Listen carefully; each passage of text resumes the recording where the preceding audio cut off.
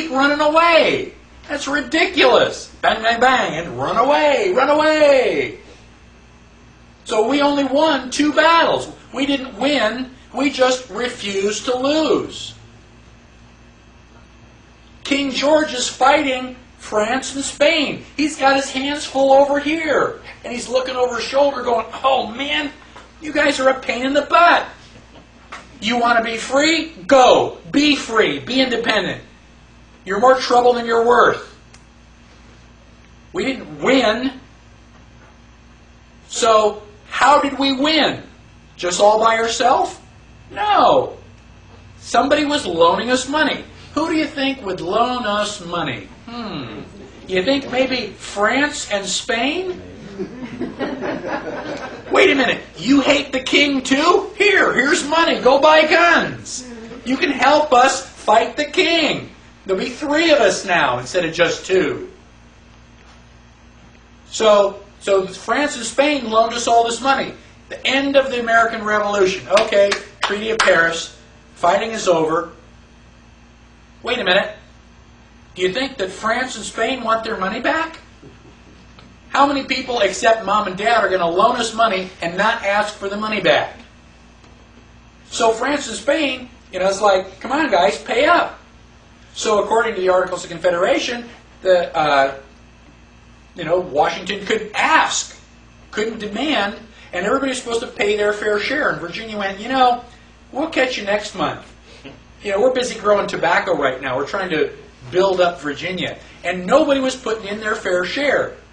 And if they did, they were printing money. Each one of the colonies was an independent country. Like France and Spain, we had Virginia, Massachusetts, Connecticut. And they printed their own money. And they were printing it like it was going out of style. Pretty soon, people would not take money. I say, here, I'll give you $1. You go, I don't want $1. Why not? Because next week it's going to be worth 50 cents. It's losing money. I'll take something useful. Give me chickens. Give me silver. Give me gold. But I'm not going to take that paper money. If people will not take money, what happens to the economy? It stops. And if the economy stops, everybody's in trouble. And so they went, wait a minute, you guys got to go back to Philadelphia and you've got to fix the Articles of Confederation. Add a paragraph, delete a sentence, edit, patch it up, make it work. So they go all rushing off to Philadelphia. Did they modify the Articles of Confederation? No. They scrapped it. They started from scratch. And they came up with the Constitution. Yay! But, these guys were the founding fathers, and they all just agreed. They just kind of sat around with their arms around each other, and there was just unanimous approval for the Constitution, right? No! They almost got into fisticuffs. Benjamin Franklin several times had to stop them from fighting. That's how much they were arguing. Now, who were the 2 groups? You had, first of all, Alexander Hamilton and all of his boys. Did you know that Alexander Hamilton was a monarchist? He did not like King George, but he liked the idea of a king. In fact, he liked it so much, he wanted to take the English system of government and bring it here. We're going to have our own House of Commons, our own House of Lords. We're going to have our own Parliament. And Alexander Hamilton actually asked George Washington if George Washington would be the first king.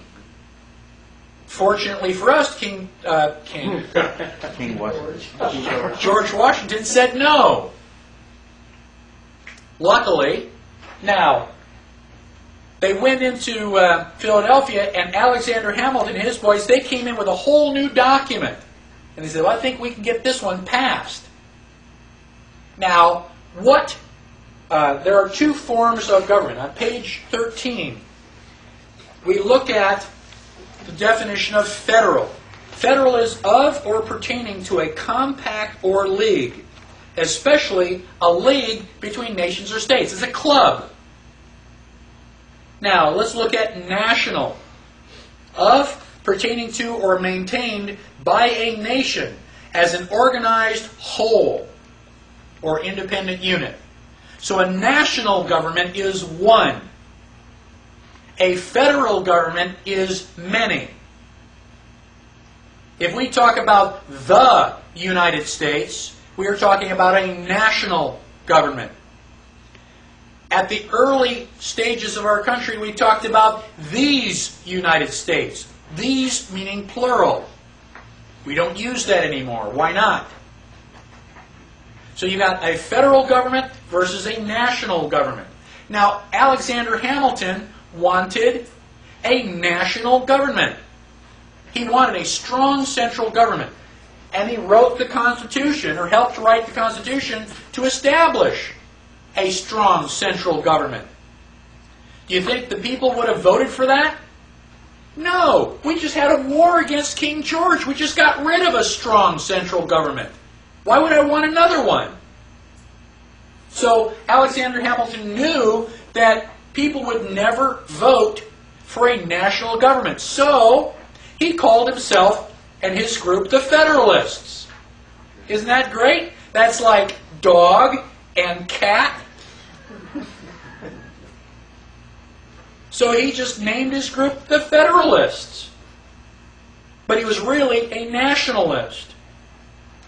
Now, Thomas Jefferson and all of his boys wanted a loosely organized government, or a federal government.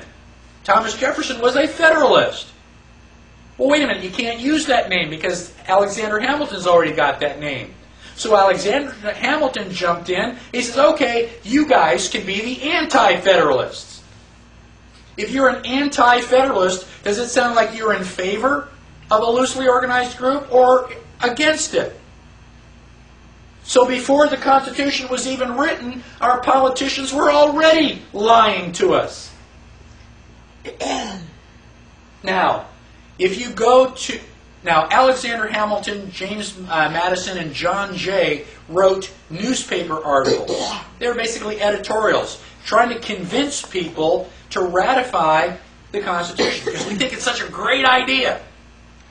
Those newspaper articles are collected together and called the Federalist Papers. That was one of the things that we used to have to read in school.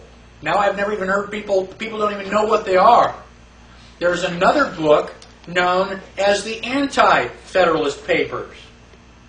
Those were written by Patrick Henry and the guys that are against the Constitution. It's a lesser-known book. You should really read both of them.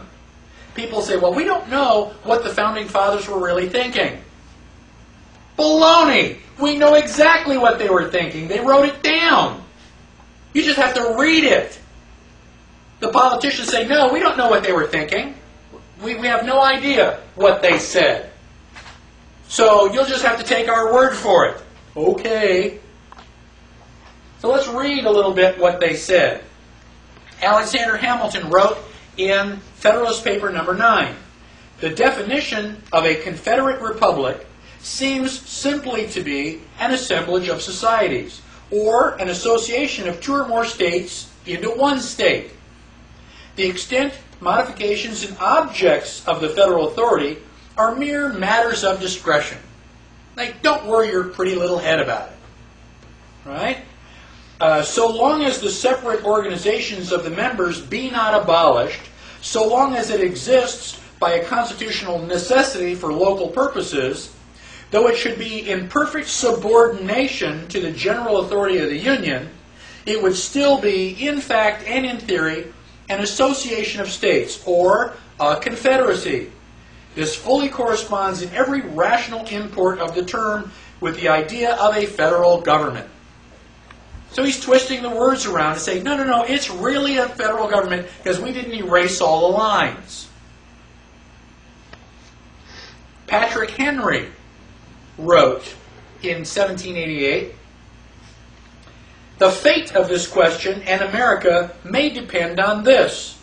Have they said, we the states? Have they